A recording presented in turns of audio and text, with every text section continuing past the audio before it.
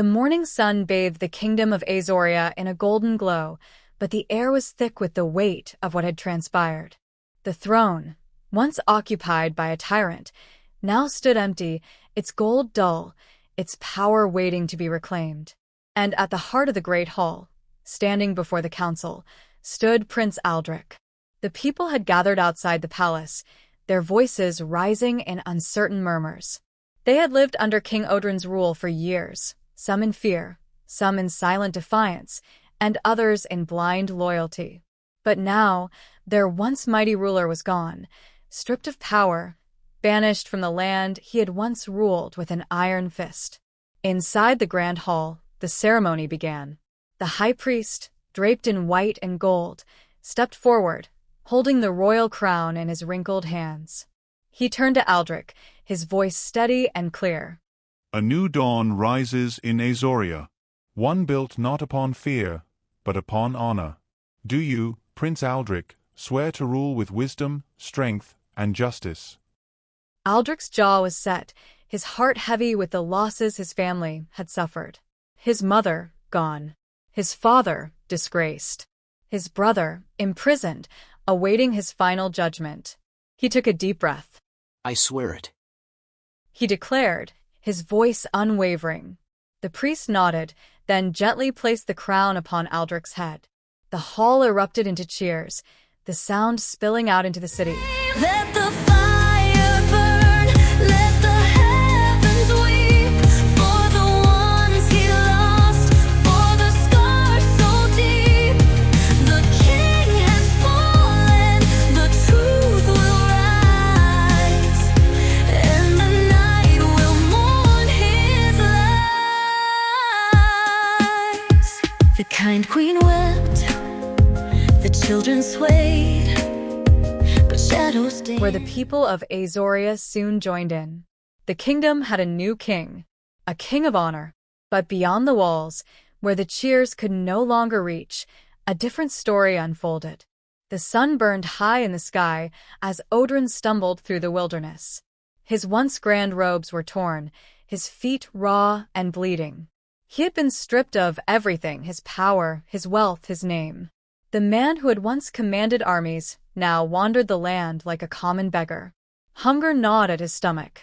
Thirst clawed at his throat. But nothing tormented him more than the ghosts of his past.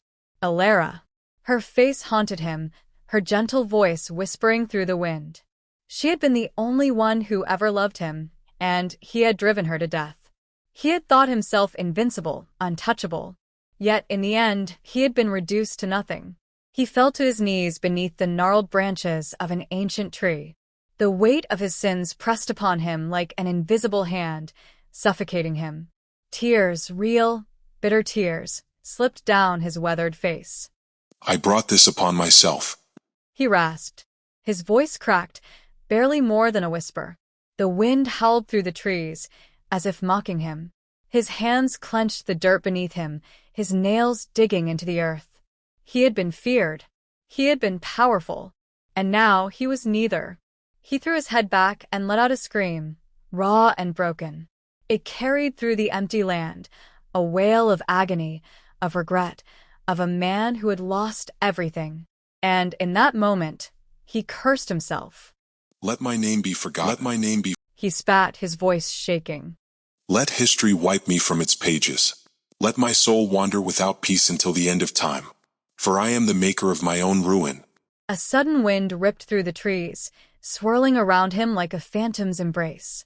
The sky darkened, and a shudder passed through the land itself, as if the gods had heard his words. The fallen king remained there, kneeling in the dirt, until night fell. No one knows what became of Odrin after that night. Some say he perished in the wilderness, his body left to the mercy of the elements. Others whisper that he still wanders the farthest reaches of the land, a cursed soul, doomed to relive his greatest sins for all eternity. But one thing was certain. The tyrant king was no more. And in his place, a just ruler had risen. Under King Aldrich's rule, AZORIA flourished. Where once there was fear, now there was hope. Where once there was cruelty, now there was justice. Queen Evelyn stood beside him, her grace and wisdom guiding the people as much as his strength did. Princess Seraphina, the sister who had defied a tyrant, became his most trusted advisor, her sharp mind ensuring the mistakes of the past were never repeated. And as for Prince Kale, the brother who had betrayed him, he was given a choice: live in exile like their father or spend his days imprisoned in the deepest dungeons of the palace. Kale, too proud to accept a life of chains, chose exile. He left AZORIA without a word, his mother, Queen Vashti, weeping as she watched her only son disappear into the unknown. And so, the kingdom turned the page on its darkest chapter. Aldrich ruled with honor, his father's mistakes forever etched into his mind as a warning. He vowed never to let greed consume him, never to let power twist him into something unrecognizable. For the ghosts of the past still lingered, whispering their tales. And the name of Odrin, once spoken in fear, was now nothing more than a cautionary tale. The tyrant king was no more, and the age of justice had begun. Years passed. AZORIA thrived under King Aldrich's reign, its people no longer living in fear but in prosperity. Queen Evelyn bore him an heir, a bright-eyed prince named Lucian, who was loved by all. The kingdom was at peace, its wounds healing with time. But in the forgotten corners of the land, where the forests grew thick and the mountains loomed high, whispers spread like wildfire. A shadow had returned. At first, it was only rumors, tales of a hooded figure lurking at the edges of villages, his presence bringing misfortune. Crops withered in his wake. Cattle grew sick. The wind carried the echoes of a man's sorrowful cries through the night. The elders of AZORIA spoke of a curse, one that had not died with Odrin's exile. One night, a terrified farmer burst into the capital, collapsing at the gates. His face was pale as death, his hands trembling violently. "I saw him," he gasped. "The fallen king walks again." The news spread like wildfire. Some dismissed it as superstition, others shuddered with unease. But Aldrich? He felt something deep in his bones, a warning, an omen that the past had not yet buried itself. And then the nightmares began. Aldrich dreamt of his father every night, wandering the ruins of an ancient temple, his voice calling out in agony. You cast me away, but the gods have not. A chill gripped his soul. He could no longer ignore it. Determined to put an end to the mystery, Aldrich set out with his most trusted warriors. Princess Seraphina rode beside him, her bow strapped to her back, her heart hardened against fear. She had defied her father before. She would do so again.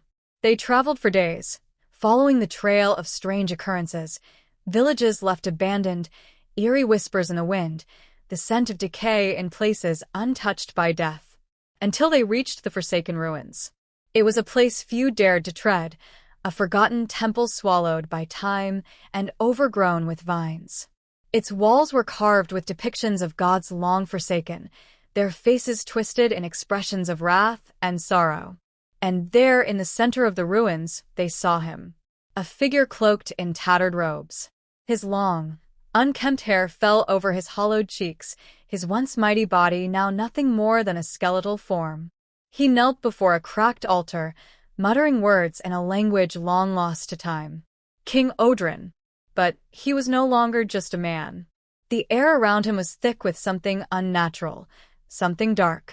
His presence was not of the living, nor entirely of the dead. His eyes, once filled with arrogance and power, now burned with a terrible knowledge. He did not look up when they approached. Leave. He whispered, his voice hoarse, filled with torment. You should not have come. Aldrich stepped forward, his heart pounding in his chest. "Father." Odrin let out a hollow laugh. I am no one's father. I am no one's king. You were exiled, Seraphina said coldly. and yet here you are, haunting these lands like a specter. The fallen king finally lifted his gaze, and when he did, Aldrich felt a shiver crawl down his spine. I was exiled by men, Odrin said. but I was claimed by something far worse. The ground trembled. The wind howled through the ruins. The carvings on the walls seemed to shift, their faces twisted in eternal screams. Aldrich reached for his sword. What have you done? Odrin's eyes gleamed with something between madness and sorrow. I sought redemption, He murmured. but the gods do not forgive so easily. They listen to the cries of the wronged, not the pleas of the wicked. Seraphina clenched her fists. You deserved your fate. A bitter smile touched Odrin's lips. I know. Aldrich tightened his grip on his sword. Then why are you here? Odrin exhaled, as if the weight of his sins was pressing down upon him. Because the gods have marked me. My soul belongs to them now, and they are not yet finished with me. A gust of wind howled through the ruins, carrying with it a whisper, low, guttural, ancient. He is ours. The warriors behind Aldrich stepped back, their faces pale. Even Seraphina, for all her strength, felt a cold sweat creep down her neck. Aldrich stared at his father, realization dawning. You are cursed.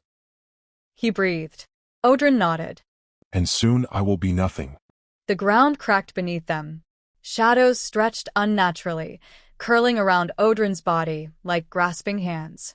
The gods had come to collect their debt. Odrin turned his gaze to his children one last time. Aldrich, He rasped. rule well. Be better than I was. His eyes then found Seraphina. And you were always the strongest of us all.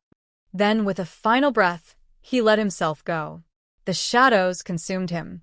His body disintegrated into dust, carried away by the wind. The ruins groaned, as if sighing with relief, and the eerie presence that had loomed over them faded into nothingness.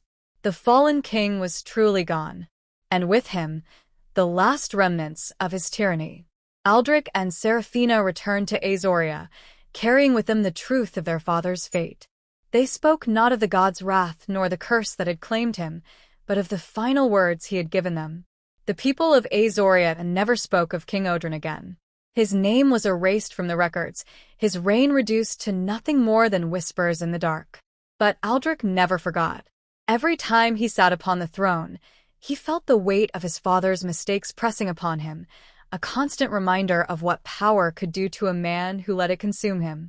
And at night, when the wind howled through the palace corridors, he sometimes swore he could still hear a voice. Rule well.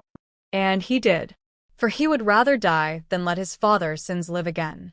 The tyrant was gone, but his legacy would never be forgotten. Once a king upon his throne, mighty, fierce, and feared alone. With hands of steel and heart of stone, he ruled the land with pride. But lust and greed had set their mark, turned his soul from light to dark. And in his halls betrayal sparked a kingdom torn inside. All the